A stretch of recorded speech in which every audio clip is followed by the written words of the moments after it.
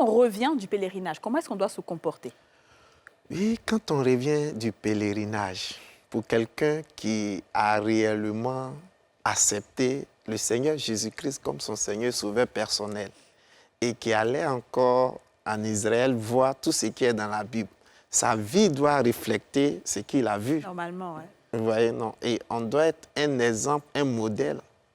Lorsque les gens te voient, ils savent que toi, tu as... Donc, tu ne dois plus te fâcher.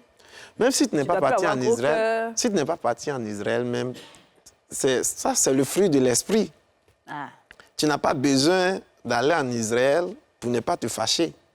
Le fruit de l'esprit, Dieu attend ça de nous. D'accord. Mais est-ce que côté vestimentaire, il y a un code? Ouais, la Bible dit que par les fruits, vous les reconnaîtrez. Vous voyez? Et moi, je ne suis pas du genre, tu ne dois pas porter ça, tu ne dois pas faire ça, tu ne dois pas faire ça. Non. Quand toi-même tu t'habilles pourquoi? Est-ce que c'est pour donner gloire à Dieu ou bien c'est pour... Voilà. Pour donner gloire à ton gars.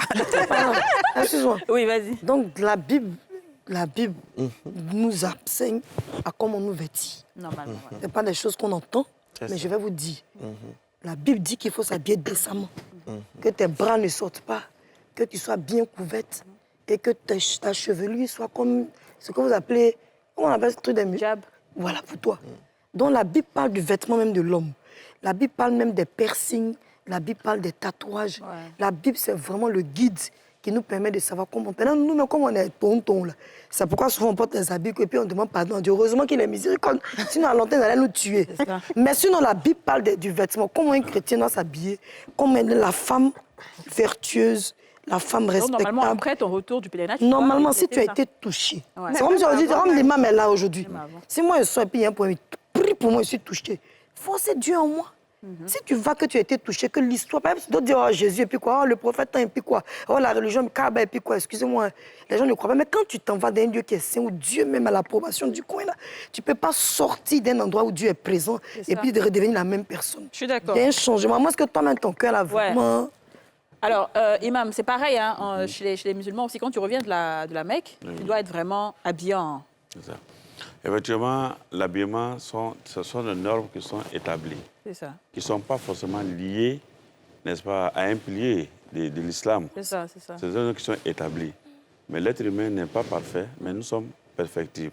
Ça voudra dire que le fait de se conformer totalement aux recommandations, on peut considérer ça comme un challenge. Et un challenge, c'est une entreprise difficile dans laquelle on s'engage, n'est-ce pas, pour relever un défi ou bien pour aboutir à des résultats. Donc, au fur et à mesure, il faut considérer ça comme un challenge.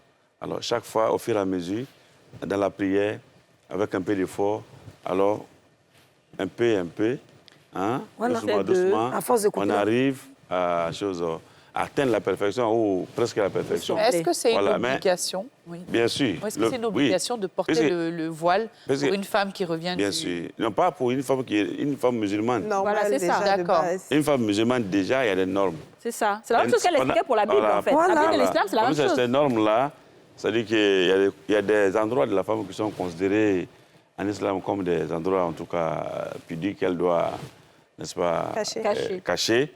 Voilà. Donc, ça, ce n'est pas lié au pèlerinage. OK. Voilà. Mais nous le savons tous. Et nous savons que ce sont des challenges, ce sont des défis qu'il faut relever au D'accord. fur et à mesure. Donc, une femme qui va à la Mecque Voilà. et qui revient et qui n'a pas encore qui n'a pas été suffisamment touchée peut-être pour Oui. porter des habits, c'est pas grave, son pèlerinage n'est pas annulé. Oui, non, cela n'est pas, ce n'est pas lié à son pèlerinage. C'est pas C'est-à-dire que lié. le pèlerinage n'est D'accord. pas annulé par rapport à ça. C'est ça. Mais c'est considéré comme un défaut qu'elle doit réparer, qu'elle doit, en D'accord. tout cas, un défi qu'elle doit relever. D'accord. Voilà. Quelle que soit une pèlerine ou qu'elle soit, en tout cas, une simple croyante, elle doit quand même respecter un certain nombre.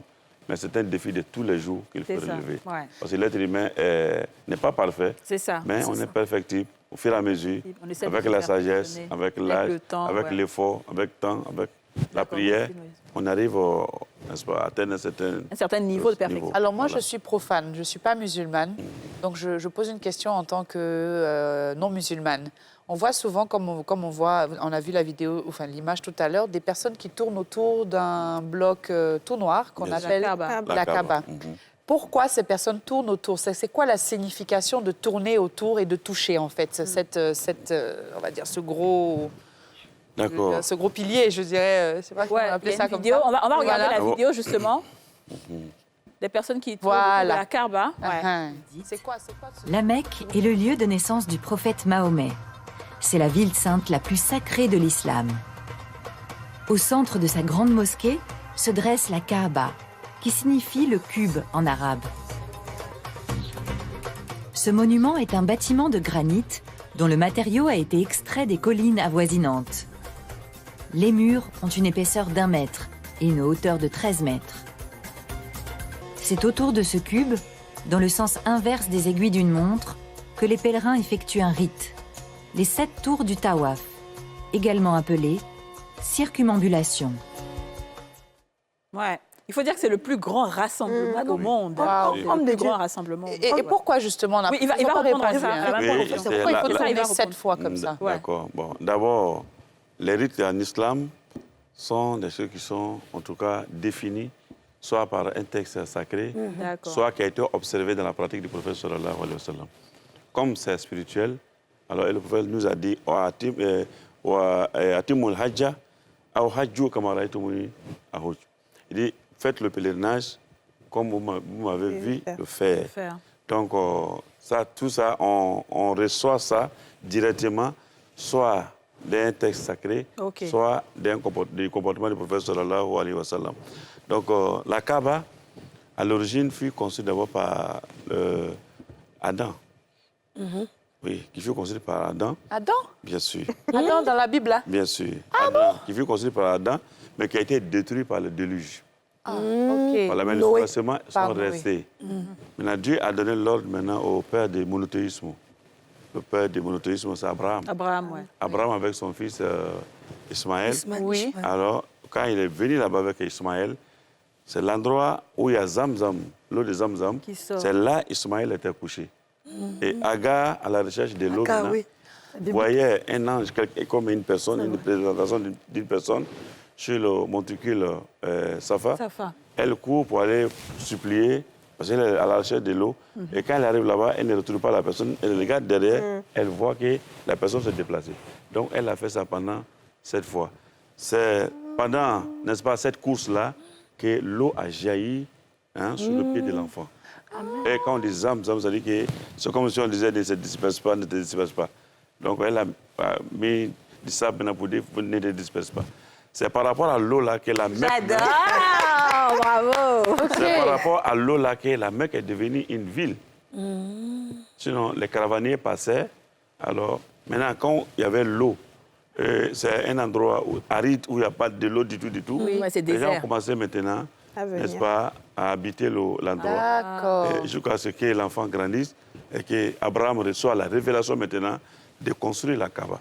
Et c'est Abraham et son fils Ismaël qui sont à l'origine maintenant de la construction de la Il y a Kaaba. beaucoup de... La Kaaba a eu beaucoup d'événements qui ont endommagé. Voilà, mais à l'origine, voilà. C'est ça la constitution. Voilà. On dit il y a beaucoup de quoi? Non, mais il y a beaucoup de, je dirais que, en fait, De similitude. de similitudes, je dirais, Avec les la chrétiens et les musulmans dans certains textes. En Bien fait, sûr. En fait, c'est pour ça que je Mais- dis toujours qu'il faut connaître les autres religions pour C'est mieux ça. pratiquer Ouais, c'est la sienne. Si tu ne connais pas les autres religions, tu es dans le jugement. Vraiment. Il faut lire les autres les deux livres. sont liés. En fait, Voilà, on tu est amis, vois. on est un peu plus amis. Exactement. que les Par amis. exemple, Arrêtons les histoires quand on parle d'Abraham, d'extrémisme. sa femme là. Sarah ne pouvait pas Franchement. faire d'enfant. C'est ça. Et il a donné la permission qu'il fasse l'enfant à la servante. C'est ça. Et c'est l'enfant de la servante qui s'appelle Ishmaël. C'est ça. C'est ça. Et la Bible dit qu'Ishmaël aussi a été béni. C'est ça. Quand Dieu l'a relâché à la servante, il a béni Ishmaël et sa prospérité. Parce qu'il n'était pas l'enfant légal. C'est ça. N'est-ce pas, homme de Dieu? Exactement, mais il c'est faut pareil. comprendre par là mais que le prophète Mohammed est des descendants d'Ismaël. D'Ismaël. Oui, ah, Oui, ok. c'est ça. oui, Il justement. n'allogie pas jusqu'à Ismaël. C'est ça. Et dans la même, on va dire, la Veine. même question, la même Oui. veine, il y a le mur de lamentation. C'est Oui, ça. le On mur allait de parler lamentation. Et lorsque vous arrivez au mur de lamentation, 24 heures sur 24 heures, vous trouvez les Juifs en train de prier, Oui. Et lorsque vous arrivez là-bas, on vous dit, bon, vous pouvez faire des vœux. Si vous avez des intentions, vous écrivez Oui. et vous mettez dans le mur. Et bon, vous avez la grâce aussi de rentrer en contact avec quelques juifs Oui. et vous échangez ensemble et priez pour vous. Mais c'est quoi le mur de lamentation? Il représente quoi? Le mur de lamentation, c'est où Jésus a pleuré, où il s'est lamenté.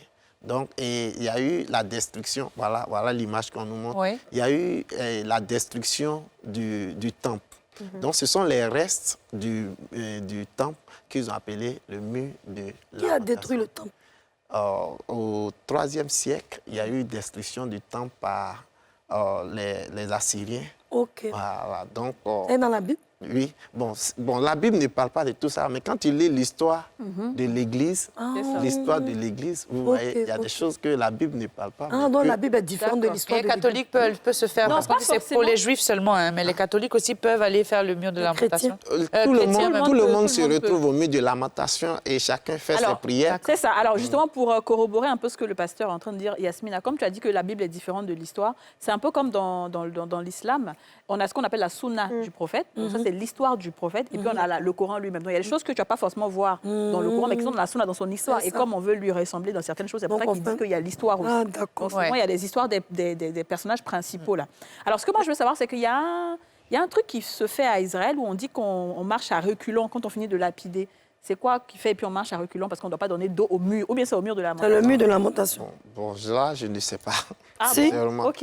Moi, j'ai vu le document. document. Je n'ai pas cette information-là. Mais quand vous finissez de faire On la ne prière, lapide rien en Israël. On est là, Non, pas en j'ai Israël. dit oui. Tu, Enfin, c'est tu moi mets les mains, tu qui ai pries. confondu. Je vais te demander c'est quoi qu'on fait, après quel acte on marche à reculons. Ou bien on ne marche jamais à reculons. Ça, on marche, ça est sur Google, mais si tu tapes sur YouTube, quand tu es en Voilà, train de c'est prier. quoi exactement? Non, on dit que le mur de lamentation ne doit pas donner d'eau. Voilà. Donc quand ça, tu j'ai finis là, appris tu dois reculer et puis tu t'en vas. Alors, ça, C'est tu elle ne qui sais me pas. donne l'information. Ah ouais, Là, je envoyez ne sais ce que pas. ça même à faire, ça, mais on quand- peut regarder. C'est plutôt Les Juifs qui le croient en ça. commentaire des gens, c'est-à-dire que le comportement des gens. Ouais. Voilà, ce ne sont pas des recommandations. Ah. Même à la Mecque, après le dernier, le tawaf d'adieu, le tawaf de revoir, parce qu'avant de quitter la Mecque, vous venez faire un dernier tawaf. C'est ça. Ce dernier tawaf-là, il y en a qui donnent d'eau pour sortir. Il y a certains pays même qui sont vraiment champions dans ça. Ah bon? Indonésie, par exemple. Et donc,